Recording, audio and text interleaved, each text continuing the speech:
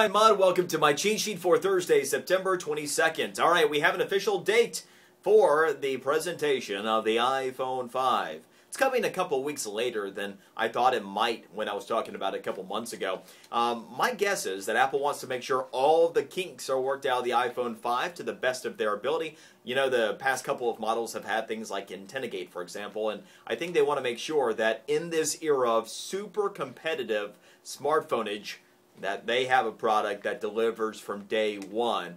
They don't need any of the bad headlines, especially since we have two things that are going on here that are going to be important. By the way, the date of the next Apple event and the presentation of the iPhone 5, October 4th. So it's coming up here in a little bit less than 2 weeks. Two things that are super important is there are many great Droid phones on the market right now. And so if Apple loses anything here, in this next generation iPhone, it could be a huge, huge hit to their business going forward. And the second thing is, the person that's actually going to be hosting the Apple event, for the first time in a very long time, it will not be Steve Jobs. And that's important for two reasons. People are as much of a fan of the cult hero Steve Jobs as they are the company of Apple itself. I mean, the two have been synonymous, right? Tim Cook, yeah, that's right, Tim Cook is the new CEO of Apple. So he's got to show that he can captivate the fans of Apple the way that Steve Jobs has for so many years. So those are the two big things that are super important, but all of this October 4th.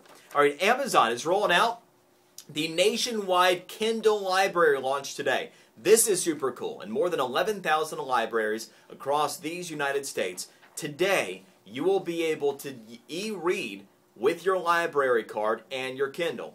Here's something that's even cooler. Don't have a Kindle? No problem. Download the Kindle app for your smartphone or for your tablet. You're in business because with the Kindle app, you will also be able to use the library e-reading system. This is great news for libraries that have been looking to bring people back to their library cards, and it's super cool for you to be able to try if you're into e-reading and want to be able to save some money. Don't have to buy all the books yourself. You can go back to the library. Political ads. We are seeing digital media take a more important role than ever before in an election cycle. And Mitt Romney, well, he'll be no John McCain, that's for sure. John McCain, of course, was criticized for allowing then-candidate Obama to gain the upper hand online and with younger voters using digital media to do so. Well, Mitt Romney is going to become the first political advertiser on Twitter. Word is he could be spending upwards of $1 million in coming weeks and months to deliver his message to those who would like to utilize the tweet experience. You don't have to follow Mitt, you just have to be there on Twitter in the markets that he's going to be pushing it out to. And then there's Twist and Shout that happened yesterday. I'm not going to get into all the complicated details about what the Federal Reserve did, but the bottom line is, show of hands, how many people think that the big problem in the economy today is that interest rates are just too high? Well, of course that's not the issue. Anybody who is borrowing money right now is doing so at virtually record low rates. And so people who want to borrow and are eligible to do so are and already have. What the Federal Reserve did was basically a move to try to lower long-term interest rates a little bit more and trying to lower mortgage rates a little bit more. They would be doing that by pumping more money into Fannie Mae and Freddie Mac. Well, the Federal Reserve would have been better off doing nothing yesterday. By doing that and then saying there was downside risk to the economy, all it did was universally make economists and financial analysts go, oh my gosh, these guys are desperate. This is all they've got. They want to do something more, and this won't do anything. So the feds are desperate, and it caused people to lose even more confidence in our economy.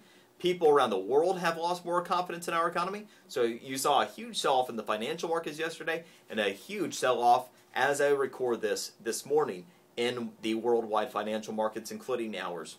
Here's something that's super cool. Employee incentives for shopping healthcare. I've been talking about us being terrible consumers of healthcare for a number of years now.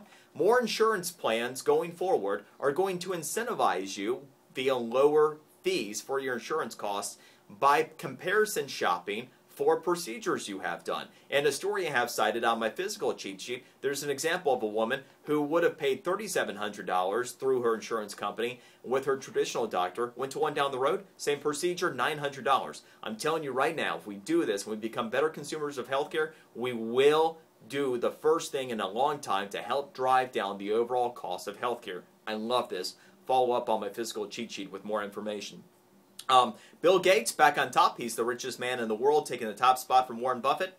And United and Continental. When was the last time you flew first class? It's been a number of years for me too.